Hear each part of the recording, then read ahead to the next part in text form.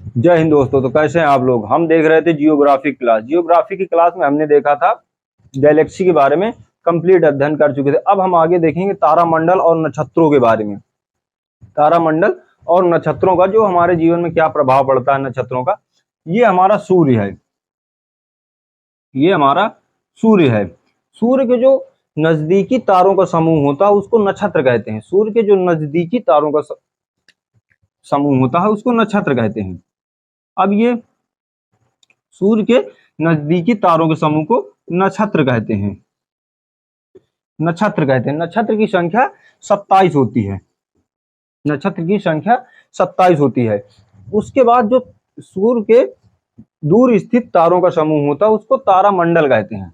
जो दूर स्थित तारों का समूह होता है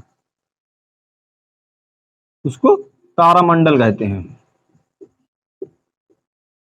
उसको तारामंडल कहते हैं जो दूर स्थित है, तारों का जो समूह। अब जो कोई व्यक्ति हमारे नजदीक होता है, जो व्यक्ति हमारे नजदीकी है, उसका प्रभाव हमारे लाइफ में अधिक पड़ता है।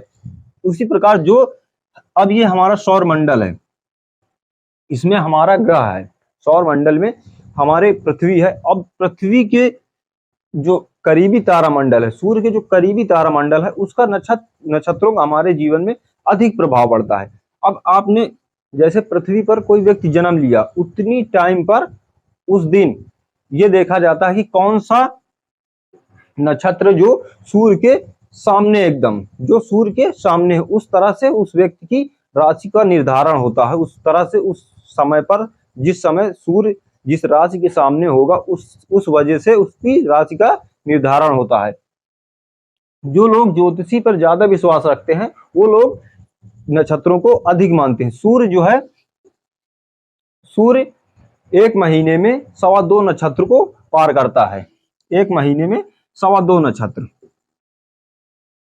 एक महीने में 2.25 नक्षत्रों को पार करता है। और 12 महीने में, एक साल में 27 नक्षत्रों को पार करता है। 12 महीने में 27 नक्षत्र, 27 नक्षत्रों को पार करता है।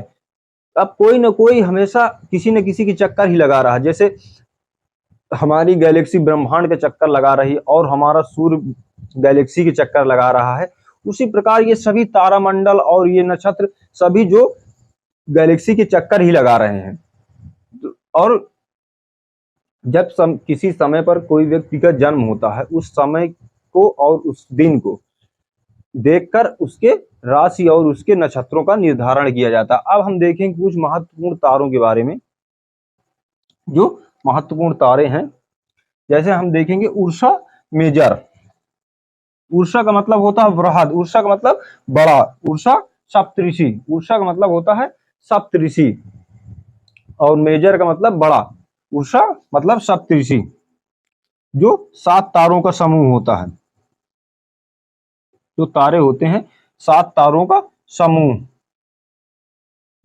7 तारों के समूह को उर्सा मेजर मतलब बृहद सप्तऋषि, बड़ा सप्तऋषि। और एक होता है उर्सा माइनर, उर्सा माइनर जो लघु सप्तऋषि है। बृहद सप्तऋषि और लघु सप्तऋषि, ये सप्तऋषि 2 प्रकार के देखे जाते हैं हमारे तारामंडल में। ये दो प्रकार के सप्तऋषि देखे जाते हैं, बृहद सप्तऋषि और लघु सप्तऋषि। ये इनके पास एक बहुत ही फेमस स्टार पाया जाता है, बहुत ही प्रसिद्ध तारा पाया जाता है, जो ध्रुव तारा, जो दिशा दिखाने के लिए माना जाता है, जिसको पोलर स्टार कहते हैं। वो इन तारों के समीप पाया जाता है। ध्रुव तारा पोलर स्टार कहते हैं इसको, ध्रुव तारा, इसको पोलर स्टार भी कहते हैं। ये हमेशा नॉर्थ ही डायरेक्शन दिखाता है, ये हमेशा ही नॉर्थ, उत्तर दिशा ही दर्शाता है। अब मान लीजिए ये हमारा सूर्य है और यहां पर हमारे पृथ्वी है। पृथ्वी चाहे यहां रहे, चाहे यहां रहे, चाहे यहां रहे, कहीं भी पृथ्वी रहेगी, किसी भी एंगल पर पृथ्वी रहेगी वो हमेशा नॉर्थ डायरेक्शन ही दर्शाएगा। तो इसको दिशा दिखाने वाला तारा भी कहा जाता है। और देखेंगे हम कुछ और महत्वपूर्ण तारे, जैसे ओरियन तारा। ओरियन मतलब हंटर तारा जिसको कहते हैं, जो शिकारी के आकार का होता है। जो तारों का समूह होता है वो शिकारी की तरह तारों का समूह, उस तारों का समूह ऐसा होता है जिसको हंटर स्टार, कुछ इस प्रकार तारों का समूह होता है जिसको मिलाकर दूर से देखने पर एक चित्र बनता है। जब इसको हम दूर से देखेंगे तो इसमें एक चित्र बनेगा, जैसे कोई शिकारी शिकार कर रहा हो,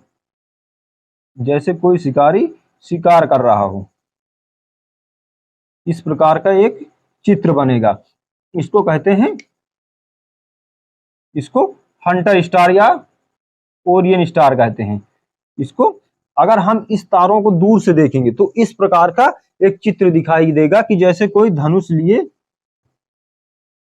लिए इस शिकार करने के लिए जा रहा है। ये ओरियन स्टार इसको कहते हैं। इसके जो ओरियन बेल्ट के सामने एक स्टार पाया जाता है जिसको साइरस स्टार कहते हैं, जो सबसे चमकीला स्टार होता है इसके पास पाया जाता है, इसके बेल्ट के पास। इसको डॉग स्टार भी कहते हैं क्योंकि इसके साइरस के पास एक आकृति के स्टार होते हैं, तारे पाए गए जिसको डॉग की भांति उसको मतलब चित्र बना है, तो उसे डॉग स्टार भी कहते हैं। और ये सबसे चमकीला तारा होता है।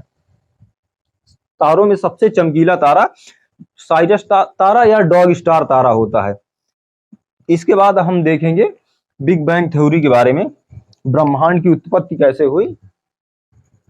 और हम देखेंगे ब्रह्मांड की उत्पत्ति कैसे हुई,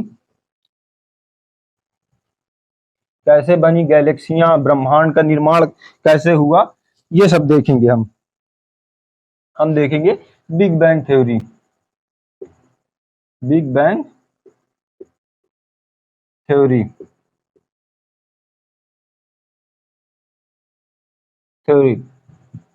बैंग थ्योरी या इसको फायरवर्क्स थ्योरी भी कहा जाता है। बिग बैंग थ्योरी में आज से माना जाता है, आज से 15 बिलियन वर्ष पहले,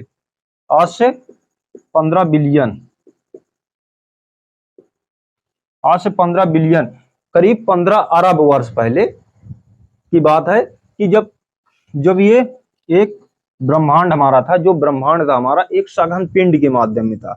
एक जैसे हमने पहले देखा ब्लैक होल एक सघन पिंड के माध्यम, उससे कहीं ज्यादा, ब्लैक होल से कहीं ज्यादा डेंसिटी और उससे कहीं ज्यादा सघनता और ग्रेविटेशन फोर्स कहीं ज्यादा उससे, और उससे कहीं बड़ा एक पिंड था। ये हमारा जो ब्रह्मांड हम देख रहे हैं आज, अरबों गैलेक्सियां, 100 अरब गैलेक्सियां और 100 अरब तारे और ग्रह और इस धूल कण जो भी देख रहे हैं, ये सब एक समय पर 15 बिलियन वर्ष पहले की बात है। ये सब एक सघन पिंड थे, एक पिंड के रूप में केंद्रित थे। अब इसमें कोई फोर्स लगा, कोई शक्ति थी जो इसको बाहर से खींची, इसमें फोर्स लगा, सघनता हुई, इसमें फोर्स लगा तो ये फटा। ये फटने के बाद इसको 15 बिलियन वर्ष पहले ये फटा और इसमें 100 अरब गैलेक्सियों का निर्माण हुआ, 100 अरब तारे बने, बहुत बड़ा ब्रह्मांड बना, इतना बड़ा कि आप समझ भी नहीं सकते। आज भी ब्रह्मांड की जो ब्रह्मांड है वो आज भी फैल रहा। हब्बल नामक टेलीस्कोप छोड़ा गया, जब हब्बल नामक टेलीस्कोप छोड़ा गया तो तब देखा गया कि ब्रह्मांड का जो विस्तार है वो अभी भी बढ़ रहा। कोई शक्ति ऐसी है जो अभी भी इसको खींच रही है चारों तरफ, कोई शक्ति ऐसी है जो इसको अभी भी खींच रही है और बढ़ा रही है ब्रह्मांड को। 15 बिलियन वर्ष पहले एक सिर्फ पिंड के रूप में था, जैसे एक पिंड एक बॉल के रूप में था और बहुत ही सघन था, बहुत ही बड़ा और बहुत ही सघन था, पर इसमें कोई शक्ति या कोई एनर्जी जो इसको खींची और इसका विस्फोट हो गया। जब इसका विस्फोट हुआ तो इसमें बहुत सारे गैलेक्सियों का निर्माण हुआ, बहुत सारे तारों का निर्माण हुआ, उपग्रहों का निर्माण हुआ, ग्रहों का निर्माण हुआ, इससे ये सब निर्माण हुआ आज से 15 बिलियन वर्ष पहले। बेल्जियम के वैज्ञानिक थे बेल्जियम के एक पादरी थे, जो उन्होंने एक प्रतिपादन दिया, जॉर्ज लेमेंटियर थे। जॉर्ज लेमेंटियर ने एक प्रतिपादन दिया, ये बिग बैंग थ्योरी उन्हीं की थ्योरी है। 1960 से 1970 के बीच में उन्होंने एक प्रतिपादन जो ये बिग बैंग थ्योरी बताई कि जब ब्रह्मांड निर्माण से पहले ये सभी एक सघन पिंड के माध्यम के रूप में थे, एक पिंड के माध्यम में थे, और इसमें अचानक किसी शक्ति या इसमें ग्रेविटेशन फोर्स लगा, कोई शक्ति लगी जो इसको ब्लास्ट किया। और जब हमने हब्बल नामक टेलीस्कोप छोड़ा, जब टेलीस्कोप छोड़ा गया तो देखा गया कि ये ब्रह्मांड की जो विस्तार है और बढ़ रहा है, विस्तार बढ़ता ही जा रहा है। जो ये बिग बैंग थ्योरी है वो जॉर्ज लेमेंटियर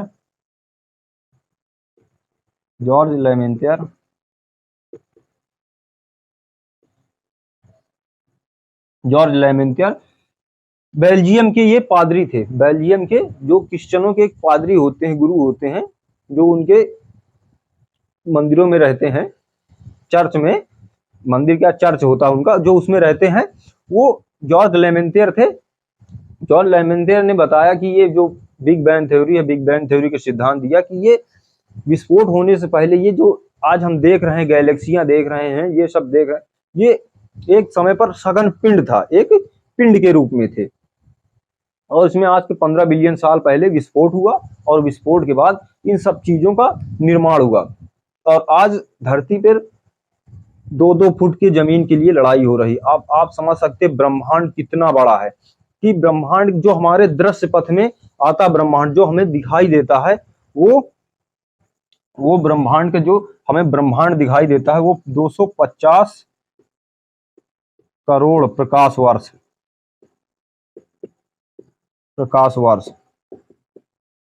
जो हमें ब्रह्मांड हमारे दृश्य पथ में दिखाई देता है वो 250 करोड़ प्रकाश वर्ष है। और एक प्रकाश वर्ष में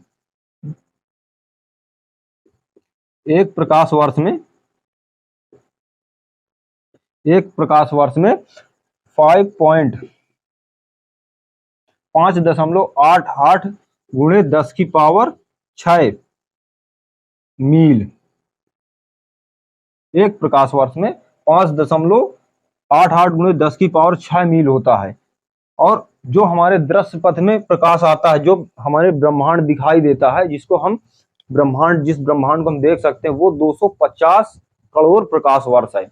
आप सोच सकते हैं कितना बड़ा मतलब कितना बड़ा ब्रह्मांड है, और इसका अभी भी विस्तार हो रहा है। और एक समय ऐसा आएगा जब बिग क्रंच होगा, और ये सारा जो विस्तार हो रहा है, एक समय पर बाद ये शक्तियां खत्म होगी, और ये शक्तियां खत्म होने के बाद सारा ब्रह्मांड, सारी पृथ्वियां सब समिट जाएंगी, और फिर से एक सघन पिंड के माध्यम में आ जाएंगी।